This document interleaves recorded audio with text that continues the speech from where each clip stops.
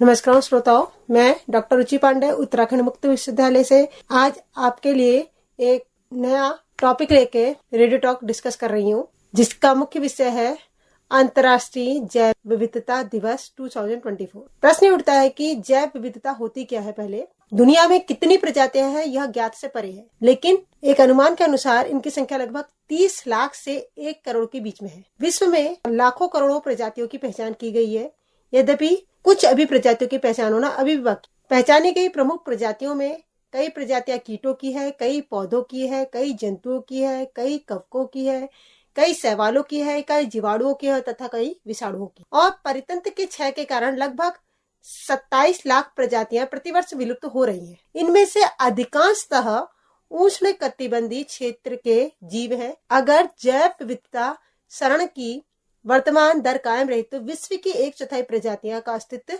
लगभग 2050 तक समाप्त हो जाने की संभावना रखी जाती है। जैव विविधता जीवों के बीच पाई जाने वाली एक प्रकार की विविधता है, जो कि प्रजातियों के बीच में और उनकी पारितंत्रिक की विविधता को समाहित करता है।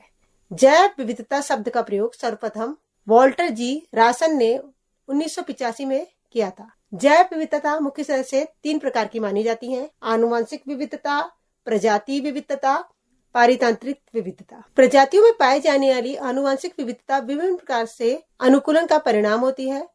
प्रजातियों में पाई जाने वाली विविधता को प्रजाति विविधता के नाम से जाना जाता है और किसी भी विशेष समुदाय अथवा पारितंत्र के उचित कार्य के लिए प्रजाति विविधता का होना अनिवार्य होता है। पारितंत्रिक विविधता पृथ्वी पर पाए जाने वाले परितंत्र में उन विविधताओं को कहते हैं जिसमें प्रजातियों का निवास होता है। पारितंत्रिक विविधता भौगोलिक क्षेत्र जैसे झील, मरुस्थल, ज्वालामुखी आदि में प्रतिबिंबित मानी जाती है। ये बात होती है कि जैव विविधता हम किसे कहते हैं, यानी कि जैवों की विविधता हम किस किस रूप में कह सकते हैं। तो मैंने आपको बताया कि विविधता आनुवंशिक भी हो सकती है, प्रजाति भी हो सकती है, पारितंत्रिक भी हो सकती है। तो जब जैव विविधता की बात आ रही है तो जैव विविधता दिवस मनाया कब जाता है?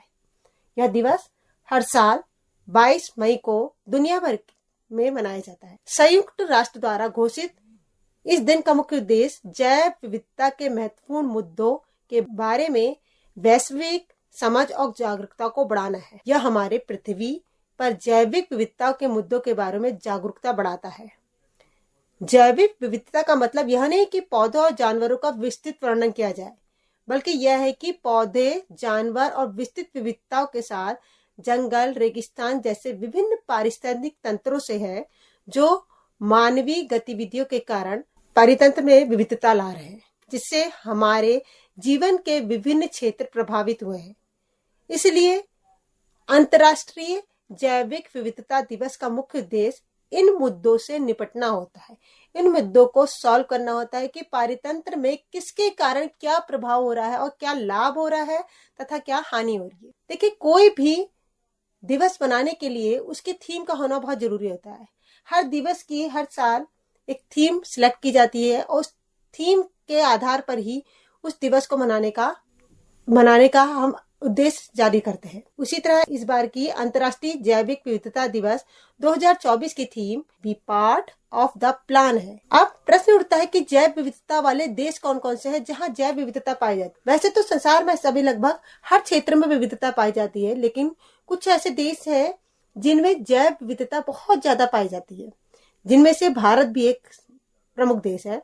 विश्व के समृद्ध देशों में से 17 देशों में जैव विविधता की पाई जाने की संभावना रखी जाती है, जिनमें से विश्व के 70% जैव विविधता विद्यमान है तथा अन्य 16 देश जैसे कि ऑस्ट्रेलिया, कांगो, मेडागास्कर, दक्षिण अफ्रीका, फिलीपींस, ब्राजील एटसेट्रा, जो भी है 16 देश संपूर्ण रूप से जैव विविधता के एक भाग रखे गए हैं। संपूर्ण विश्व का केवल 2 से 4% भाग ही भारत में जैव विविधता पाई जाती है, जिनमें विश्व से ज्ञात जीव जंतुओं का लगभग 5% भाग निवास करती है। भारतीय वनस्पतिक सर्वेक्षण एवं भारतीय प्राणी सर्वेक्षण द्वारा किए गए सर्वेक्षणों से भारत में लगभग 50,000 वनस्पतिक और प्रजातियां तथा 90,000 के लगभग प्राणी प्रजातियां पाई जाती है।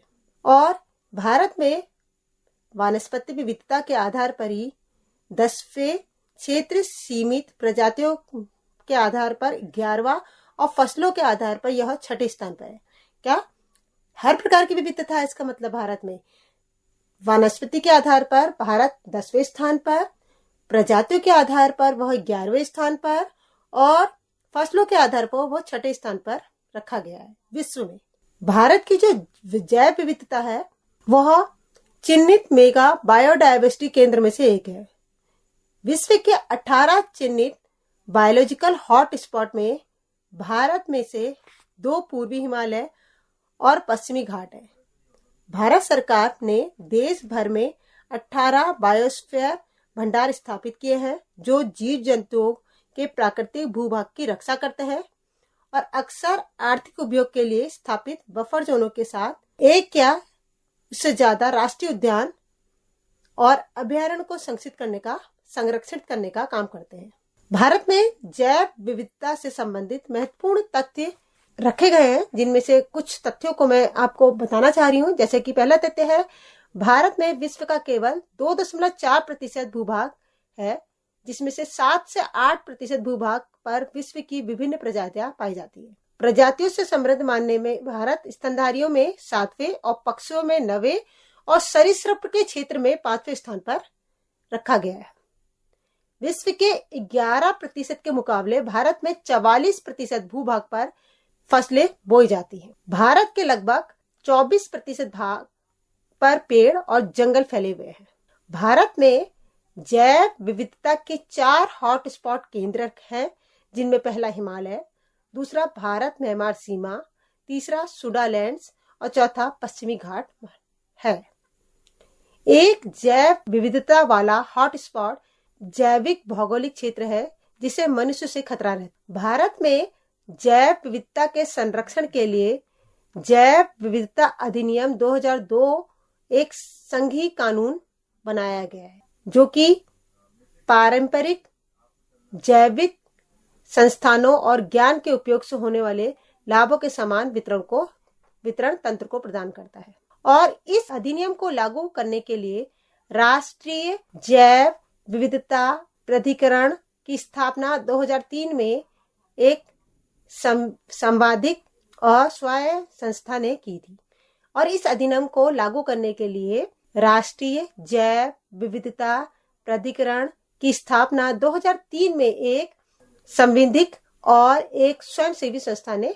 यह संस्था जैविक संस्थान के साथ साथ उन सतत उपयोग से होने वाली निक्षिप्तता को समान बंटवारे के मुद्दों पर जैव विविधता को डिस्कस करती है। इतना तो समझ में आ गया कि हमें जीने के लिए और समाज में सही ढंग से रहने के लिए, अपनी समस्याओं को सॉल्व करने के लिए जैव विविधता होना बहुत जरूरी है। लेकिन जैव विविधता से हमें लाभ क्या है? तो कुछ मैं आपको जैव विविधता से होने वाले लाभों को मैं बताती हूँ। जैव विविधता कृषि पैदावार बढ़ाने के लिए साथ साथ रोग रोधी तथा कीट रोधी फसलों की किस्मों के विकास में सहायक भी होती है। जैसे कि मैं एक एग्जाम्पल देके बताती हूँ कि हरित क्रांति के लिए उपयोगी गेहूं की बौनी किस्म का विकास जापान में पाए जाने वाली नारीन 10 नामक गेहूं की प्रजाति की मदद से किया गया था। इस प्रकार धान की बौनी किस्म का विकास ताइवान में पाए जाने वाले डी जियोना नामक धान की प्रजाति से किया गया। और सन 1970 में प्रारंभिक वर्षों में विषाणु के संक्रमण से होने वाले धान की बीमारी ग्रासी स्टंट नामक का एशिया में लगभग 16 लाख हेक्टेयर से भी ज्यादा फसलों को नुकसान पहुंचाया गया। तो इस धान की प्रजाति में बीमारियों के प्रतिरोधन क्षमता को विकसित करने हेतु मध्य भारत में प्रतिरोधी क्षमता वाले जंगली धान की प्रजाति ओराइजना निर्भरा का उपयोग किया गया। मतलब इसका प्रयोग कई प्रजातियों को बचाने के लिए भी किया जाता है, जो कि बाहर होती थी। जैसे कि मैंने बोला, जापान में होती थी, ताइवान में पाई जाती थी, और इसका उपयोग यहाँ हमारी लोकल प्रजातियों को बचाने के लिए किया गया। जैव विविधता पर्यावरण प्रदूषण को निरस्त करने में भी सहायक होता है। प्रदूषक का विघटन करना तथा उनका अवशोषण करना के लिए कुछ विशेष पौधे उत्तरदायी होते हैं, जैसे कि सदाबहार का पौधा, जिसे आपने सुना ही होगा। सदाबहार का पौधा जो होता है, सदाबहार के पौधे में ट्राई नाइट्रोटाइलुइन जैसे घातक विस्फोटक को विघटित करने की क्षमता होती है, TNT जिसे कहा जाता है केमिस्ट्री में। सूक्ष्म जीवों की विभिन्न प्रजातियां जहरीले बेकार पदार्थों की सफाई करने में सहायक होती है, जिसमें से कि प्रमुख सूक्ष्म जीव एक स्यूडोमोनास प्यूटिया और ऑर्थोबैक्टीरिया है जो औद्योगिक अपशिष्टों से विभिन्न प्रकार के भारी धातुओं को हटाने में हेल्पफुल है।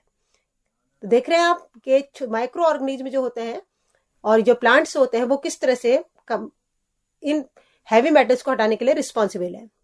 पौधे की कुछ प्रजातियां मृदा से भारी धातुएं जैसे कि कॉपर, कैडमियम, मरकरी, क्रोमियम के अवशोषण और उनका संचयन करने की क्षमता पाई जाती है और भारी धातु का निराकरण भी करती है। भारतीय सरसों जिसे कि ब्रेसिका जुनिसिया कहते हैं कि सॉइल में क्रोमियम तथा कैडमियम के अवशोषण की क्षमता पाई जाती है। इसी तरह जलीय पौधे जलकुंभी, लेमना, सैलिविनिया एंड एजोला का उपयोग करने से जल में उपस्थित हैवी मेटल्स को दूर किया जा सकता है। जैव विविधता में वन पारितंत्रिक CO2 का प्रमुख अवशोषण होता है। कार्बन डाइऑक्साइड हरित गैस है जो टेम्परेचर बढ़ाने के लिए, वैश्विक तापमान के लिए बहुत उत्तरदायी होती है। उष्ण कटिबंधीय वन विनाशक के कारण आज वैश्विक तापमान में लगातार वृद्धि हो रही है। तो रियलाइज ही हो रहा है कि अगर पौधे नहीं लगाओगे, कार्बन डाइऑक्साइड अवशोषित नहीं होगी तो हमारे टेम्परेचर में, एटमॉस्फेरिक टेम्परेचर में कितनी ज्यादा लगातार वृद्धि हो रही है, जिसके कारण टेम्परेचर लगातार बढ़ता जा रहा है। हमारे वैश्विक जलवायु में लगातार खतरा दिनों दिन बढ़ता जा रहा है। कुछ शाक भक्षी जानवर के पौधे जो होते हैं वो जानवरों का मांस मनुष्य के लिए प्रोटीन के लिए महत्वपूर्ण स्रोत होता है। कुछ ऐसे प्लांट्स होते हैं जो प्रोटीन के लिए बहुत ज्यादा क्या होते हैं, रिस्पॉन्सिबल होते हैं।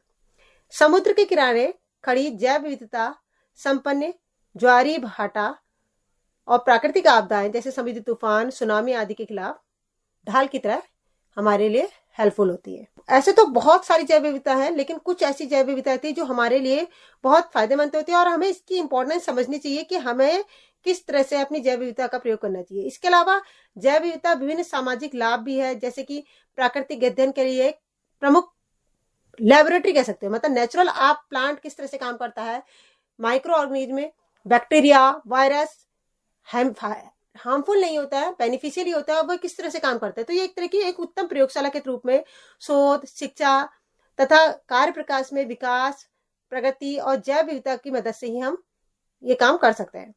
इस बात को साबित करने के लिए कि कई साक्ष्य हैं कि संस्कृति तथा पर्यावरण का विकास साथ साथ हुआ है और संस्कृति की पहचान के लिए जैव विविधता का होना बहुत जरूरी है। तो इस जैव विविधता को आवश्यक रूप से दिशा में लाने के लिए, इसके संरक्षण करने के लिए, इसकी कार्य योजना करने के लिए हमें कुछ करना पड़ता है। और उसको करने के लिए हमें क्या क्या करना चाहिए? हमें द्वीपों सहित देशों के विभिन्न क्षेत्रों में पाए जाने वाले जैविक संस्थानों की सूचीबद्ध करना बहुत जरूरी है ताकि उनका संरक्षण हो सके। संरक्षित क्षेत्रों के जाल जैसे राष्ट्रीय पार्क, जैव मंडल, रिजर्व, अभ्यारण्य, जीन कोष आदि के माध्यम से जैव विविधता का संरक्षण करना बहुत जरूरी हो गया है। क्योंकि अगर इनका हम संरक्षण नहीं करेंगे, अगर हम जैव विविधता को हम बिल्कुल इग्नोर करेंगे, हम इसकी तरफ को प्रायोरिटी नहीं देंगे, तो जैसे टेम्परेचर रेगुलर बढ़ता जा रहा है, एटमॉस्फेरिक प्रदूषण बढ़ता जा रहा है, हमारे कई समस्याएं हमारे साथ आ रही हैं, जीवों का नाश, कई प्रजातियां लुप्त हो चुकी हैं, हम तो उनका संरक्षण नहीं कर पाएंगे। प्रजाति को किसी दूसरी जगह से उखाड़ के उसे मानव दबाव से बचाना बहुत जरूरी है। संरक्षित क्षेत्र बनने से विस्थापित आदिवासियों का पुनर्वास करना भी जरूरी होता है। जोखिमग्रस्त प्रजातियों का पुनरुद्धार करना जरूरी है। बिना विस्तृत जांच के विदेशी मूल के पौधों का प्रवेश पर रोक सबसे प्रमुख चीज है। जैसे मैंने आपको बताया, गेहूं की फसल कहाँ से आई थी? ताइवान से और जापान से आई थी। उससे बेनिफिट तो हुआ ही, लेकिन बाद में धीरे धीरे क्या करेंगे, लॉस देने लगी। उचित कानून के जरिए प्रजातियों का अतिशोषण पर लगाम लगानी चाहिए। आनुवंशिक संस्थानों के स्वयं पोषित उपयोग तथा उचित कानून के द्वारा उनकी सुरक्षा करना बहुत जरूरी है। एक ही प्रकार की प्रजातियों का विस्तृत क्षेत्र में रोपण रोकना या कम करना बहुत। संरक्षण में सहायक पारंपरिक ज्ञान और कौशल बहुत जरूरी है, क्योंकि कोई भी चीज का संपूर्ण ज्ञान बिना वो चीज क्या होती है, अधूरी होती है। तो ये थे कुछ, ये नहीं कि संपूर्ण थे, कुछ ऐसे कार्य, कुछ ऐसे पॉइंट जिनको हम अपने लाइफ के कामों में सूचीबद्ध कर सकते हैं कि हम ये भी कर सकते हैं, और अगर हमें मौका मिला तो हम ये करेंगे, जिससे हम इस जैव विविधता को रोकने में कुछ हद तक सहायक होंगे। क्योंकि किसी एक के बंदे के काम करने से नहीं होता, सब मिलकर अगर काम करें तो ये जितनी समस्याएं जो आ रही है हमारी समय के साथ साथ, आप देख रहे हैं ईयर बाय कुछ ना कुछ समस्याएं बढ़ती आ रही है, तो ये समस्याओं का हम रोकथाम किया जा सकता है। आशा करती हूँ आपको ये जानकारी पसंद आई होगी। धन्यवाद।